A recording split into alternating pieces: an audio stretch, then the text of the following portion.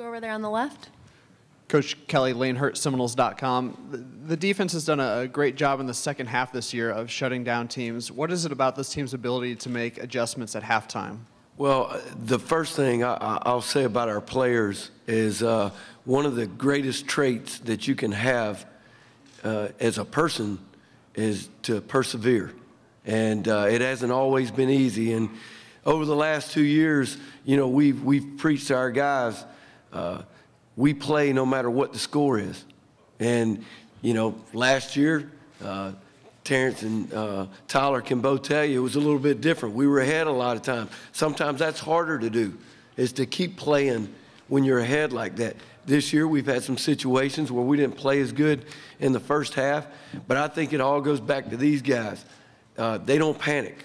And, you know, when you coach people like that, you know, I think our team, I think Coach Fisher has developed and recruited guys of not only athletic ability but of character. And I think when you combine both of those, you know, these guys, they don't panic. And you can look at it, you can look in their eyes on the sideline. No matter what the situation is, Coach, let's go. We'll get this thing done. And it's just been a pleasure to work with them. Question up here on the right. Andrea Adelson, ESPN.com. Charles, what's been the biggest adjustment or challenge for you now in your first year as a defensive coordinator? Well, you know, I get asked that a lot. I think the biggest thing is understanding, you know, we lost 5, 6 guys last year that were great players. And we had some great players coming back. But what you have to do is find, you know, what your niche is and what we do good, what we have to correct. I think early in the year, the biggest challenge for us, I think our guys will tell you, was giving up explosive plays. You know, we would play consistent in spots, then an explosive play would get us out of whack. So I think as the year has gone on, we've gotten better at that. But that was one of the challenges early in the year. I think Terrance will tell you our linebacking core developed. You know, I think he and Reggie and Matthew Thomas, all these guys, I think they've come along. I think you've seen them get better and better every week. In the secondary, you know, Tyler, we were still relatively young. We've got some talent, but I think those guys they got more comfortable playing with each other, and, you know, it's been fun to watch them develop. Stephen Alexander, Portland Tribune. Coach, can you talk about your willingness to go man-to-man coverage, and what is it about the athletes in the secondary that allows that to be successful? Well, the one thing that, again, I go back to Coach Fisher and what he's done, the job he's done recruiting here. You know, we believe that on defense, your limitations are set based on, you know, what you can do in the secondary as far as being able to cover man-to-man. So that's one of the things that, you know, that has been done over the years since Coach Fisher's taken over, is just an effort to be able to recruit the guys that can do that. There's no doubt that it allows you to do more defensively, you know, when you feel comfortable locking those guys up. And I'm sure Terrance will tell you too, everybody assumes that it's always the secondary, but when you tie guys up man-to-man, you got to have linebackers that can cover man-to-man also. So, you know, we feel like it gives us a little bit more variations, gives us a little more things that we can go to when we can lock those guys up man-to-man. The one thing I'll say too, when those guys are in man-to-man coverage, a lot of times they're not making the interceptions. Sometimes you don't even hear their name called.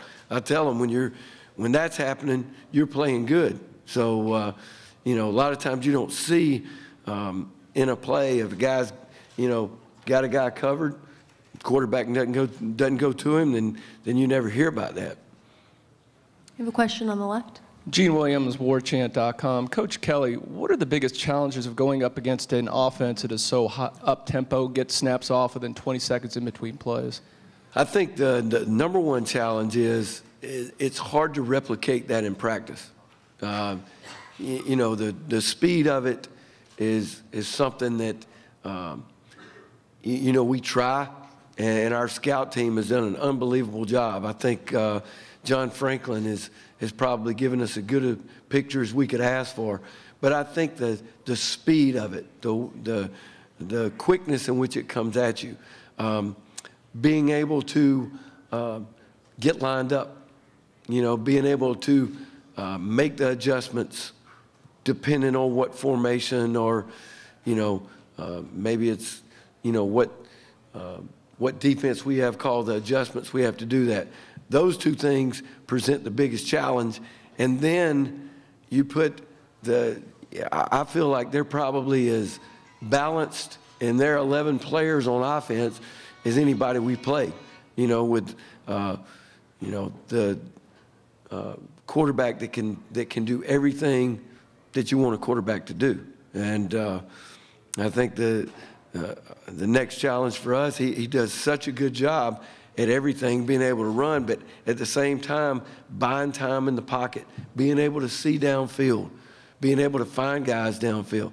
I just think his development, you know, over the last couple of years has just been incredible. So there are many challenges, but I think the biggest challenge, you know, for the up-tempo is just replicating it in practice. Question from Bonnie. Bonnie Bernstein, Campus Insiders.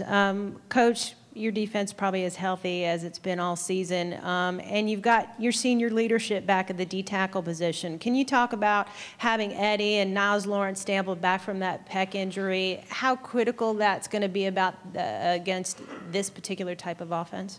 Well, I definitely think, you know, we always talk about it. You know, when you build a defense, you build it from, you know, you've got to be strong up the middle. And, you know, definitely having Eddie and Niles back, that's a big plus. You know, anytime you have to move people, that creates a challenge. And and not only just them as players, but I just think the confidence that it gives our other players on defense. Again, leadership is such a big thing. We talk about it, you know, all the time. People do what you do. They don't do what you say. So, and when they see, you know, other guys playing and they're playing at a high level, you know, guys tend to follow that. So, it is a big plus for us, and you know, glad these guys are back healthy. How will the depth help? How will the additional depth help? Definitely. I mean, anytime you play an up-tempo team, and in today's football, anyway, I mean, the number of plays you play in a game is up compared to what it was, you know, a few years ago. So, anytime you have guys that can, you know, play, you know, 20, 25 snaps in a game and give you productive snaps, that definitely helps with the number of plays. You play a team like Oregon, they're going to create play. They're going to create more plays. That's one of the things that they try to do on offense. When you hear them talk and you watch them play, they always talk about tempo, getting more plays. So the more depth we have, definitely the better off we'll be. We have a question in the back. Adrian Beecher with theskyboat.com. This is for Coach Kelly. Coach, there's been a lot of talk this week about people saying that they think that Oregon is a finesse team or a, quote, soft team. But yesterday, Coach Fisher said he doesn't see that at all. He sees them as a physical team. Could I just get your thoughts on that, Coach? People assume because you spread the field out that you're finesse. That's not true. I mean, I think they run the football as good as anybody. I mean, you watch, you know, their scheme runs that they have. I mean, they move people. You know, to me, finesse is just throwing the ball in the perimeter all the time. You know, but they, you know, they're good at running the power. All right, they're, you know, when they run their zone read, I mean, they're moving people. So that's not finesse. You can't assume just because people spread you out that they're finesse. I remember going into national championship game last year, the same thing was said about Auburn. You know, that they were finessed because they were fast or spread, fast up tempo. But they were as good at running the football in the A-gaps or in between the tackles as anybody. Oregon's the same way. They can, I think the thing that has made them better, not over just this year, but over the last couple of years, is that they've kind of created that culture, and they are more physical, and, you know, it is more of a power game. They can do both. They can spread you out, you know, again, throw the ball in the perimeter, get you on the edges, but at the same time, if you're playing that, they're physical enough, and they can knock you off the ball to create seams in between the tackles. Take 2 more questions, and then we'll do breakouts on the right up there. Jordan Kent with Comcast Sportsnet. Coach, we'll start with you and love to get the players' thoughts on this. What do you respect the most about Oregon, and what are you telling this team to prepare for? Well, definitely like I said earlier, we've got to be ready for up-tempo. The speed at which it's going to happen, we've got to be ready for that. Of course, they've had, you know, more time to prepare for this game, so I'm sure that they've got some wrinkles that we haven't seen before.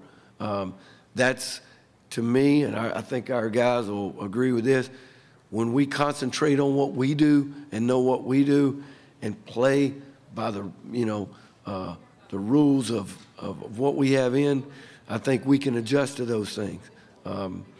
You know, I think being able to adjust, you know, as the series is going on, that's when, you know, and that's the other thing that I feel comfortable with our players is, you know, I trust these guys. You know, and I'll ask, you know, because the one thing between a coach and a player is having that trust. When I ask them a question, I know I'm getting a truthful answer about what's going on. How's this guy blocking you? How's he running this route? And for them to be able to adjust to that and understand what we're trying to do, I think that's going to be huge in the game. Take the last question on the left there. LaneHurtSeminoles.com again. For Terrance and Tyler, Oregon's a team that has gone for it on 4th down 24 times this season. What kind of pressure does that put on the defense, having to defend that extra down sometimes on a consistent basis? I mean, when you have to defend a 4th down team, it just means that you have to make plays. You're not off the field and you know, 3 and out, so you got to make that extra play. And I mean, that's really all it adds to it. I believe the biggest challenge is just winning 1st and 2nd down and just getting them in 3rd and long. And if they decide to go for it on 4th down, just having to win 4th down too. So I'll just take it as an opportunity.